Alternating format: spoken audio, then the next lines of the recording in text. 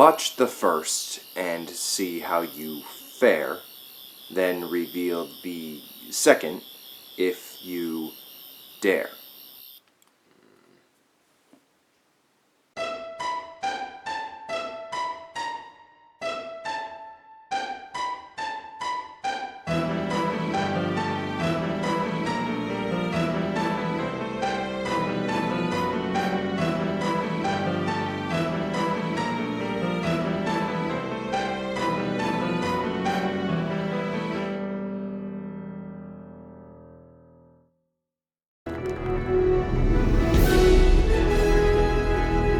It's worth remembering that the title and premise of this movie can be linked to the historical practice of using monkeys as test astronauts. I say this in the interest of keeping an open mind, because at a glance this movie doesn't exactly look like a quality product. Furthermore, it looks like one of those "why does this exist" type of movies. But life has a way of surprising you sometimes, so today I'm gonna give Space Chimps an honest shot.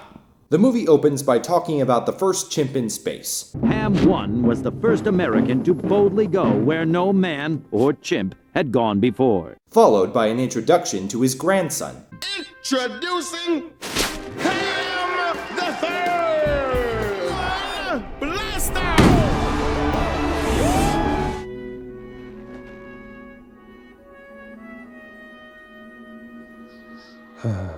And back again. Simple, but effective. Good start so far.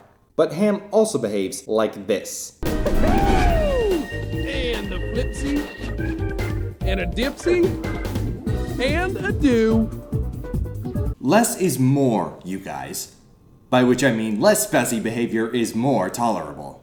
A satellite called the Infinity Probe is pulled into a space anomaly, located well within spotting distance from Earth. It emerges on planet Malgor, populated by a happy-go-lucky alien species and its single reclusive jerk, Zartog. If I could catch you, punk, I'd dunk you in the Fresnar, too. No wonder why everyone in town hates you. Just the way I like it.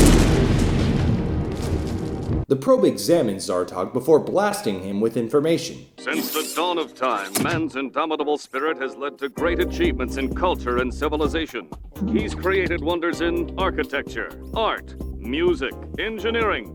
But man isn't all work. He likes to play, too. I want to live like that. The very first sign of alien life, and absolutely no barriers, lingual or cultural, to overcome. How convenient. A new day has come, and that day is Zartog. A senator, to whom the movie decided not to give a proper name, visits a space center and discusses the probe with scientists. Senator, if the atmosphere is viable, the planet could sustain life. Political gold.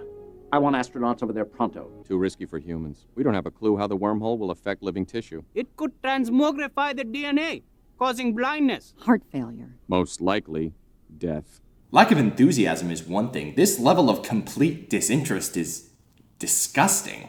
Gripping.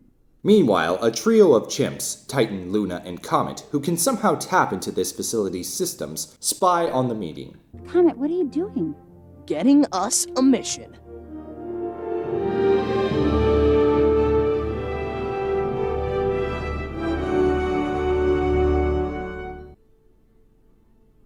We could send the chimps. The senator still isn't happy because These chimps are boring. They're chimp nerds. What this mission needs is some PR, some sizzle to grab the media's attention. What, you afraid people won't latch on to, "We found a new planet that can support life"? One of the scientists tries to recruit Ham, but...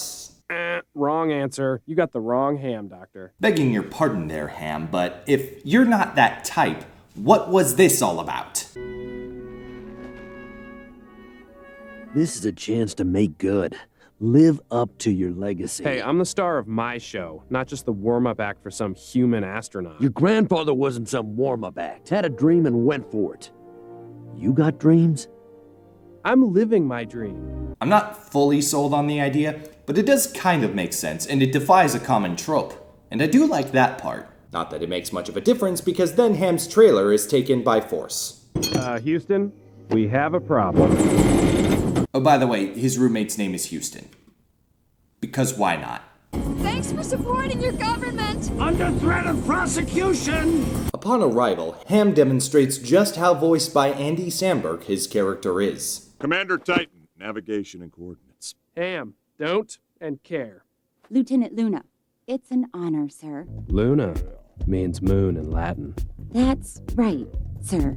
In this particular case, I do consider that a negative. Back on Malgor, Zartog declares himself ruler of his people. So you're saying you're in charge because that thing landed on your hut?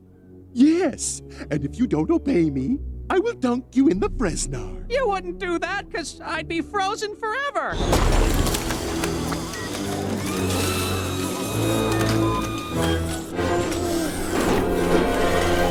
And yet the mechanical claw is completely unaffected by the substance.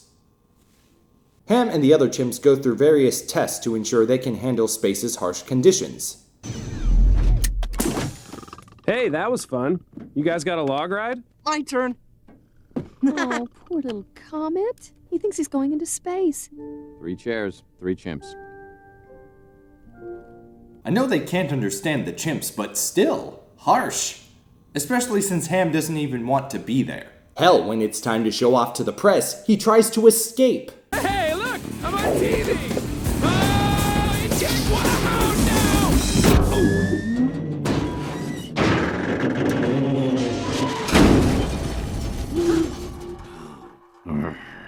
How much did the senator say was going into this program again? $5 billion?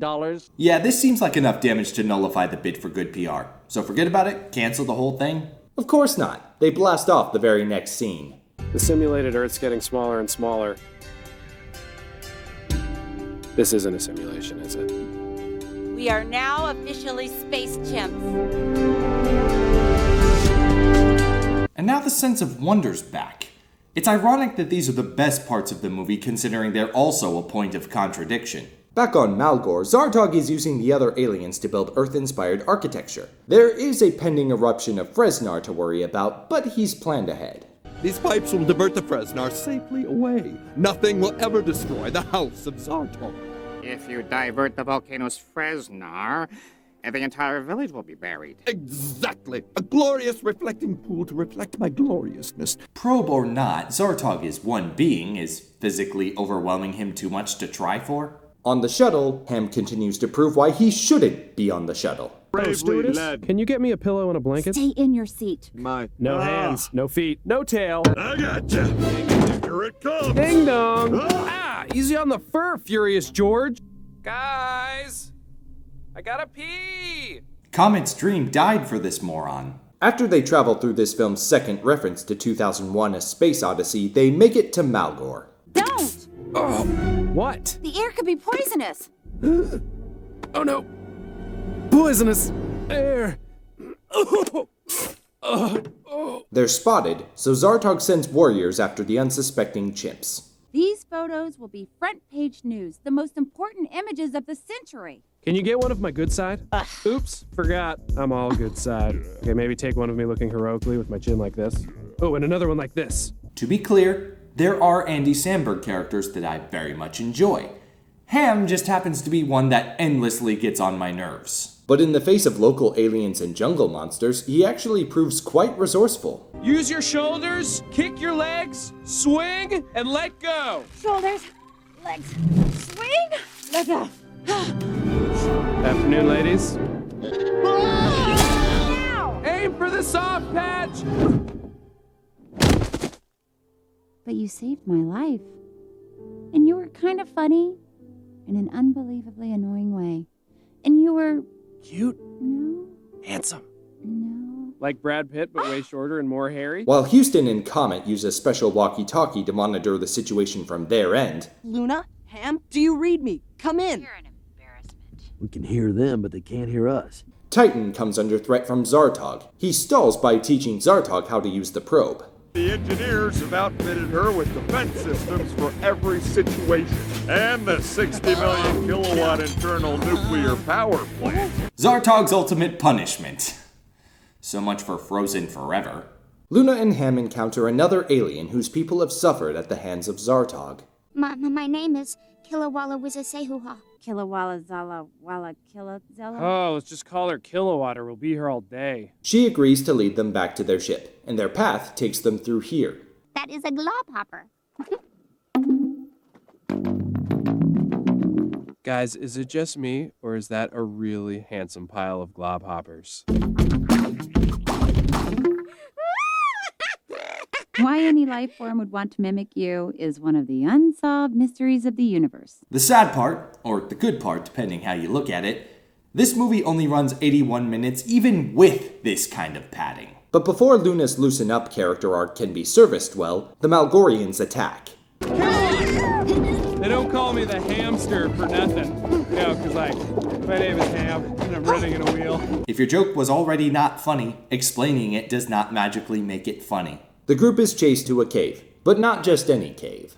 It is the cave of the flesh-devouring beast. What is with this planet? Would it kill you to have a cave of cute little kittens? Hey, for once we're on the same wavelength. I don't know if that's good or bad. This way! It's too narrow for him to get through! Whoa! Kilowatt, turn yourself off! Cannot, too scared. But if we can't get out of here, we're dead! That is not helping. Okay, here's a trick. To control your fear, imagine what you're most afraid of, and then imagine overcoming it. Here's an idea. Keep running! The beast is stuck, and the exit is real close by, but they just stand there waiting for Kilowatt to calm down. And gee, who could have predicted it cost them their opportunity to escape? No, what are you doing? What I must. If you swallow me, I shall become more powerful than you can possibly imagine. Kilowatt! So stupid and brave. Oh, that was the bravest thing I've ever seen. But it would have been completely unnecessary if you just kept running! Just outside the cave is the cloud of id, please just go with it, which causes Ham to get honest with himself. Which is all I am, a joke. I could be replaced by a cannonball. I've never once said thank you to Houston. He's like a father to me. Oh, Ham. All my life I've been living in my famous grandpa's shadow. I knew I could never become a hero, so I became a clown. I want to say that this is a nice moment, but I can't help but feel like it's about to get diminished somehow.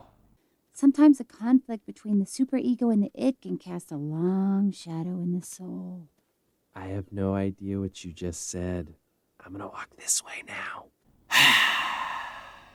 Meanwhile, Titan has just about outlived his usefulness to Zartog. Begin tortuously slow dunking mechanism! Okay, that's a little funny. Sure, go ahead, dunk me. Now you'll never learn how to use the 3D radar. Huh? Alert, chimpanzees incoming. What?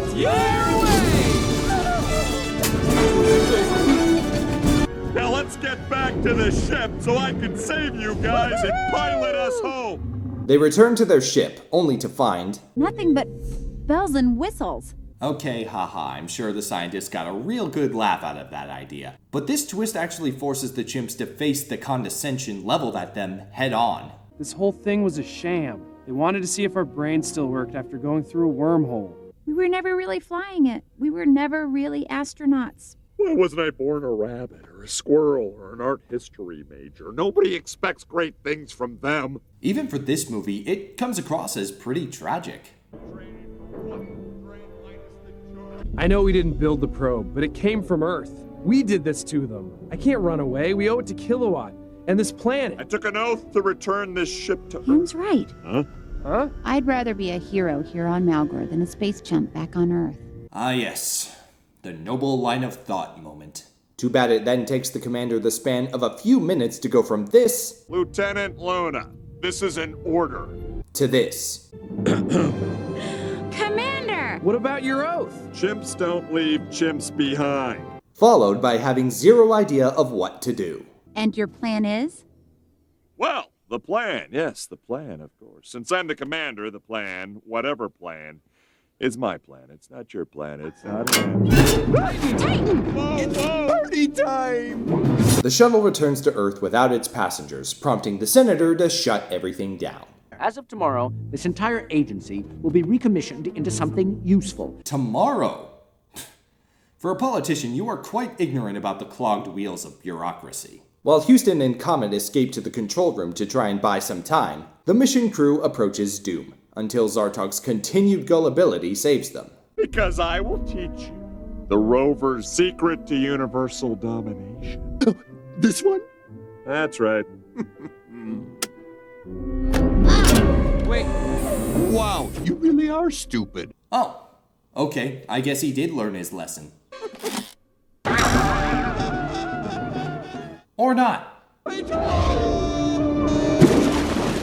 Titan can't be a traitor because he was never on your side to begin with. Wowzers. Sure, you're alive. But how? We saw the flesh-devouring beast swallow you. He's not big on chewing. But how did you get out? Don't think about it too hard, yo. Do you read me? Hey, Luna, is that a banana in your pocket? Would you evolve? If you guys evolved, you would be humans, and I thought you didn't care for them. Everything's okay, but we have no way to leave. You still got the probe. The probe? It wasn't designed to return to Earth? You'll need a complete redesign. How do we do that? Let me put you on the comment. The Chimps redesigned the probe into a ship they can leave the planet with, but it requires 7.7 million pounds of thrust to reach the velocity to escape the planet's gravity. So they decide to use the pending volcanic eruption. But the eruption is happening so soon. Is there even time for a project of this magnitude? Forget it. Of course there is.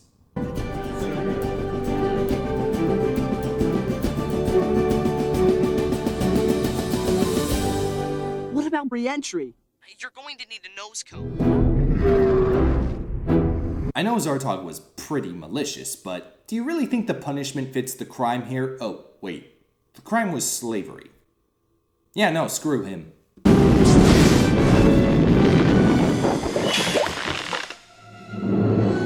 Woo! We did it! We pass out. You've got to pilot us home. What are you, nuts? I'm not an astronaut. Are you wearing aluminum clothes?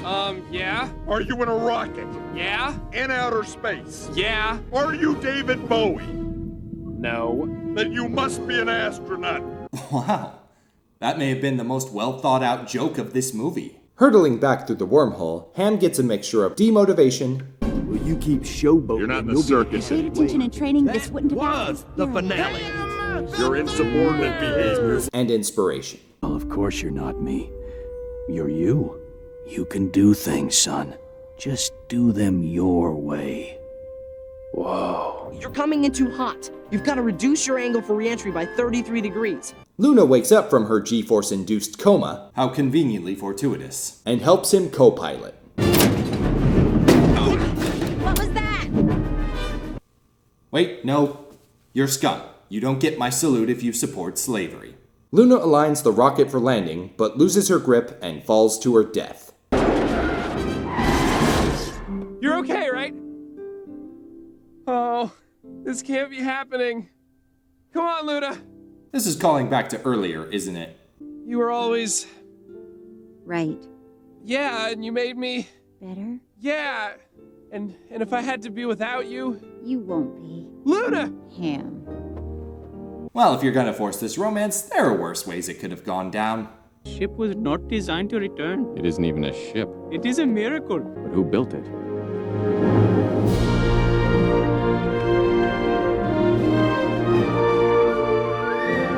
And so, the film ends with the space program reinstated and a parade celebrating the Chimps.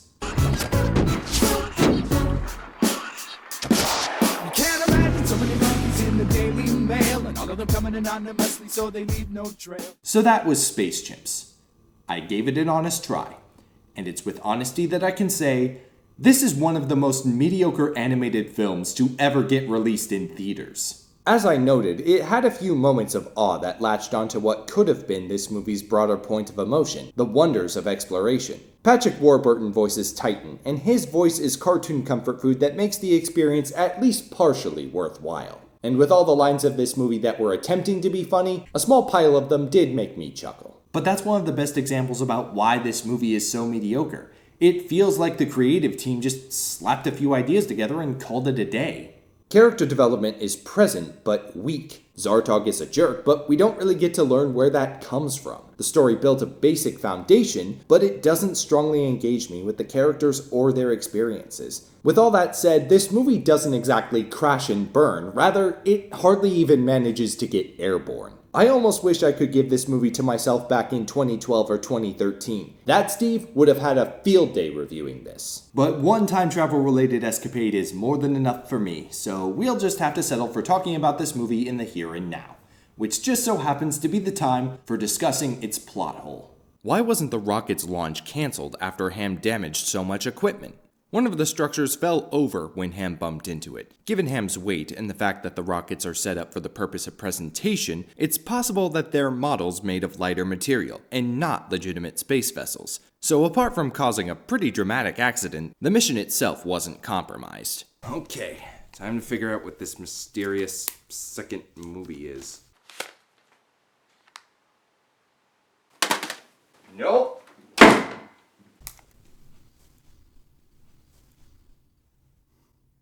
Hey there, Tim. So, you're not gonna believe where I found your screwdriver. If I had to guess, I'd say the monkey Santa thinks it's great. He's sending me, maybe she's sending me just to see me get irate. I'm losing sleep, and it's gonna be keeping me up all night. I thought it was funny, but now I got money on a monkey fight. Are you David Bowie? No. Then you must be an astronaut.